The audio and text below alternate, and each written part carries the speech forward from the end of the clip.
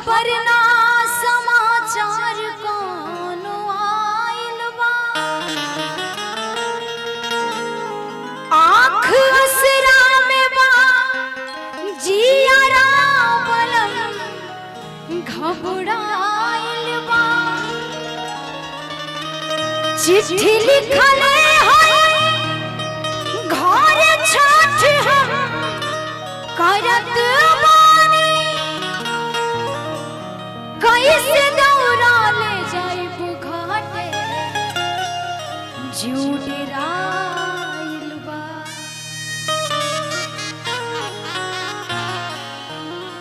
की रउआ बहरा से घरवा जबना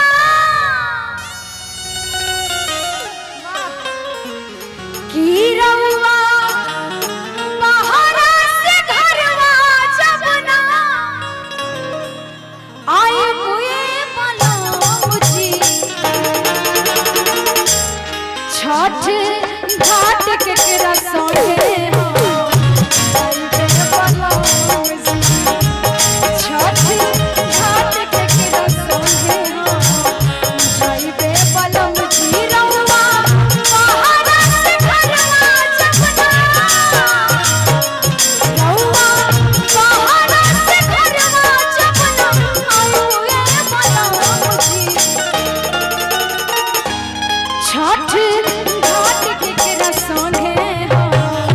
जाइबे बलौजी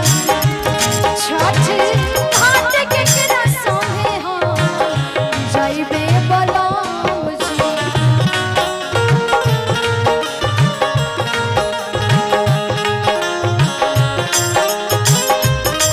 बोल छठी मैया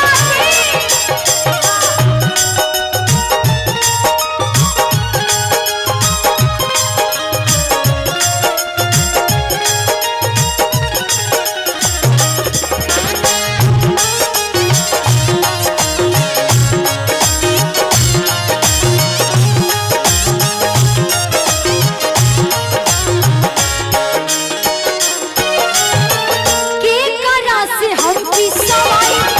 धोवल के हुआ के करा से हम किनवाए हरियल नींबुआ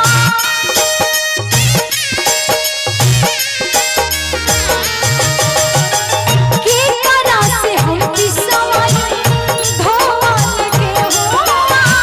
के करा से हम किनवाए हरियल नींबुआ बूढ़े पानी कैसे ससुर जी के बूढ़े पानी कैसे ससुर जी के अढ़ाई में बलौजी छठ घाट के रसोड़े